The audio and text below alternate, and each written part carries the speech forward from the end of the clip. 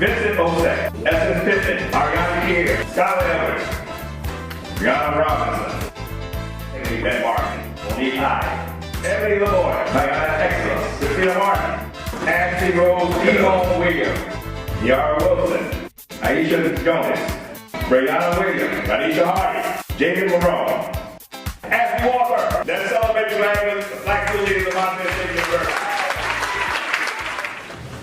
Now, if you have me in class and you've seen me before, my baby doing Black History Month, you know the people who influenced me and influenced the teachings that I shared with you in Introduction to Black Studies and Psychology of Black Experience.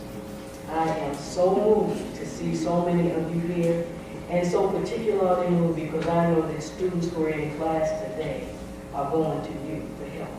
So I know we have some leaders that's going out there in the world and I feel safe. I feel safe.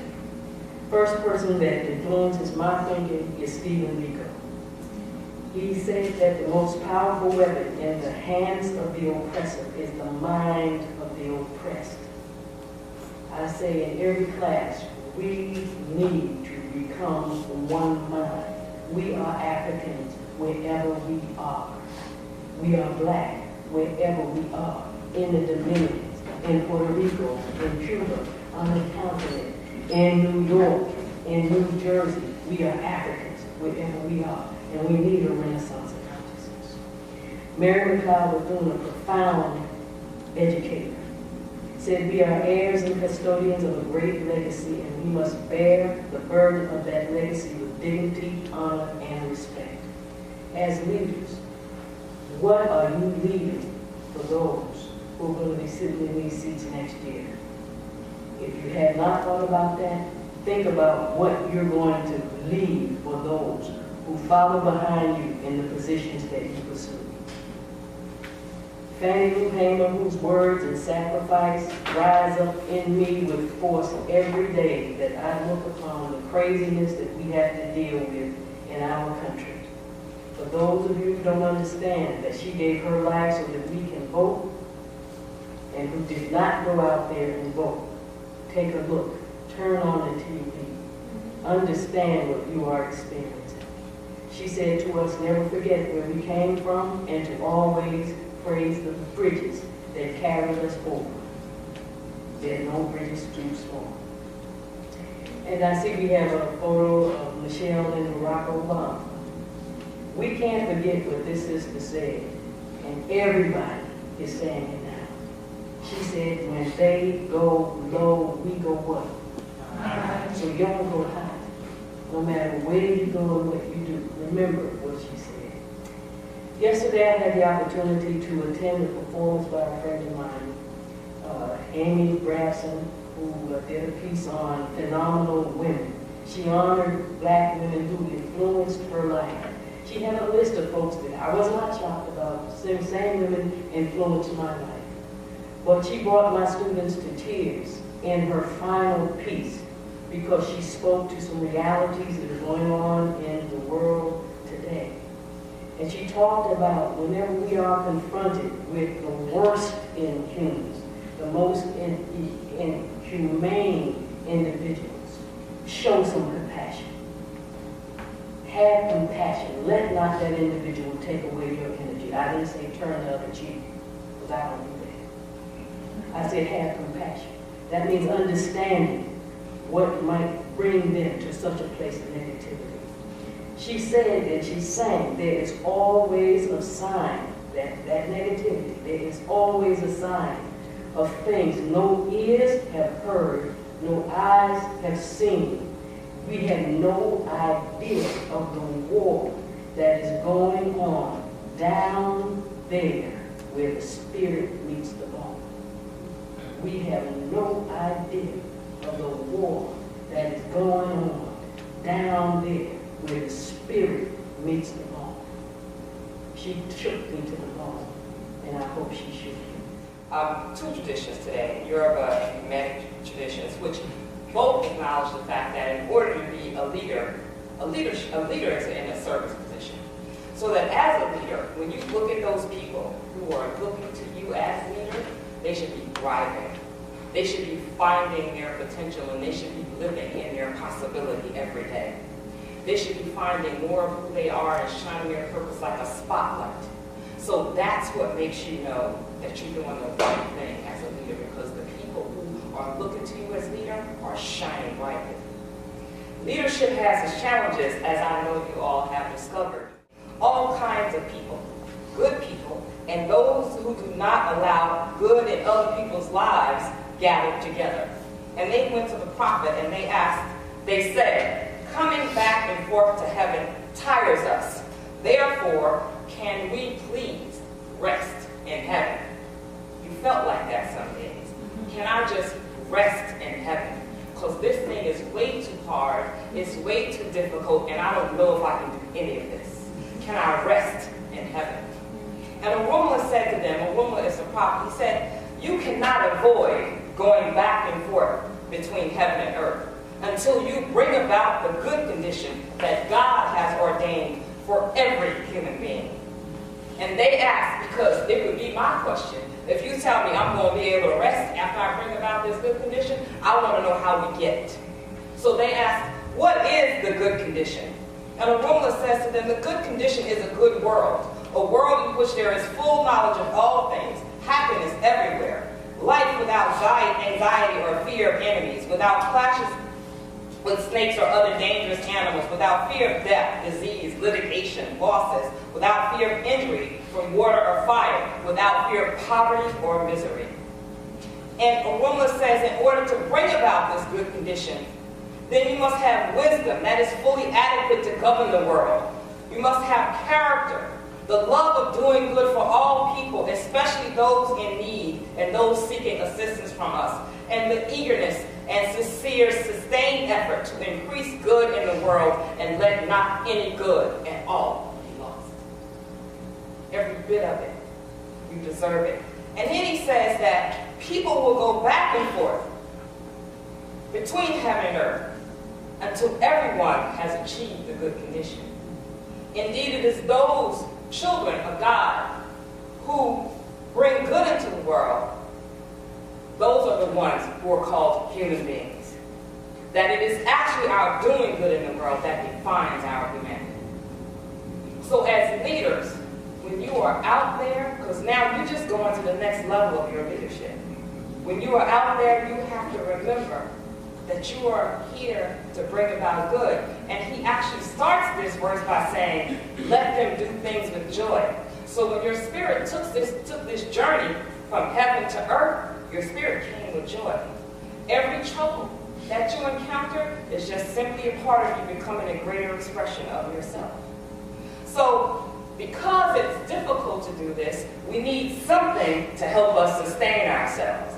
So for that, we turn to ancient Kemet. And we turn to the principle of Ma'at, which actually was the Pharaoh's job to maintain. So the Pharaoh's job was literally maintain harmony. Harmony exists in the universe. Ma'at maintains that harmony, and how do we create that in our lives every day? So the Pharaoh taught the people everything from table manners to how to manage your emotional composure. Because that's how you're going to sustain yourself. You have, and I know, I've seen many of you do it. You don't eat. You don't sleep. Yeah, y'all are laughing because you know, right? You know you've done this to yourself, but you cannot be a leader if you don't thrive. Who will the shoulders be? Who can stand on your shoulders if you don't thrive? It is my aunt that will help you to thrive. So I'm going to give you 4 simple principles that will help you to thrive, because the shoulders have to keep being strong. You have to keep building strong shoulders. Do you understand what I'm saying? So the first principle is simple: truth. Truth.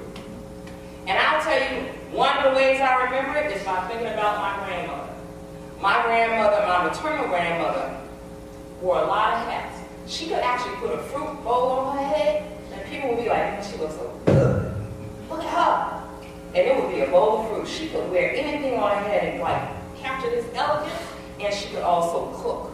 And she was a public speaker. So she's wearing all of these different hats, literally and figuratively, which you all do. But what does she hold true to? Her own truth. Her truth is bring out the best. This is the purpose I came to fulfill. To bring out the best, whether out the best in food, to bring out the best in the person I'm speaking to if I'm public speaking, or to bring out the best in myself when I walk up in here with my hat and shoes and pocketbook and everything matching. And y'all, I got a bowl of food in my hand and everybody said you look good. So understand what your truth is. Your purpose is your guiding light. And I've said it in my class, the day that I wake up and I can't figure out what teaching at Montclair State has to do with who I came into the world to be, I quit this job. Because it's all about you doing that good you came to do in the world. Next principle, order, right? Now I'll tell you the one thing that my mama said to me that makes me think about order is that blessings sometimes come in disguises. Right? They sometimes come in disguises, but she said everything works for your good.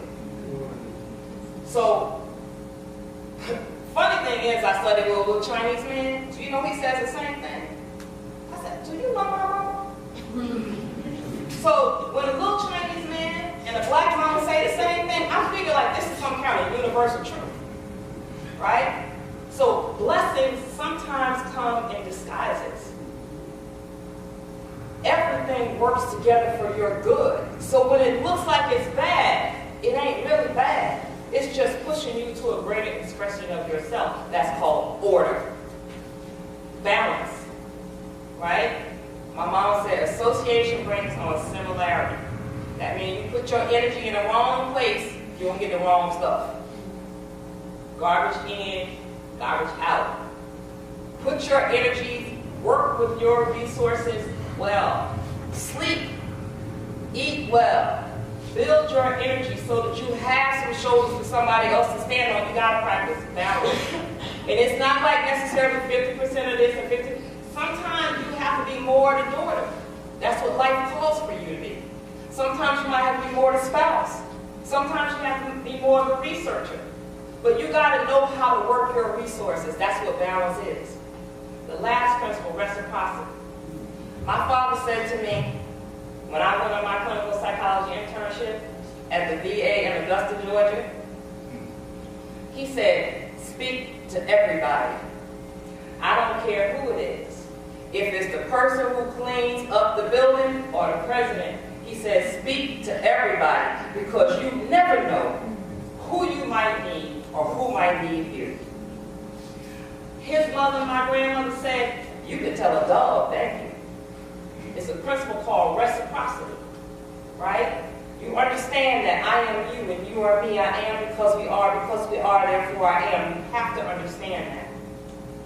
If you can practice truth, order, balance, and reciprocity, you can build a sustainable life. Understand, that's the principle that holds the universe together, right? It's my eye. Stars are colliding, there's black holes, but the moon is still there. The sun is still there. It's still shining, the trees are still growing. We still thrive. So understand, you're building strong shoulders because somebody has to stand on yours. Thank you. So this is just in response to all of the white people who are trying to teach me how to be black. 1, 2, 3, 4, 5, 6, 7, 8, 9. It's the 10 ally commandments. You can't tell me nothing about this black, about this melanin, about the struggle. Number 1, do not try to teach black people how to be black. Number 2, do not think you can save us, as if we are not already the most saved and holiest of people. 3, don't know thyself to be Michelle, a Destiny's Child, and your mic ain't always on.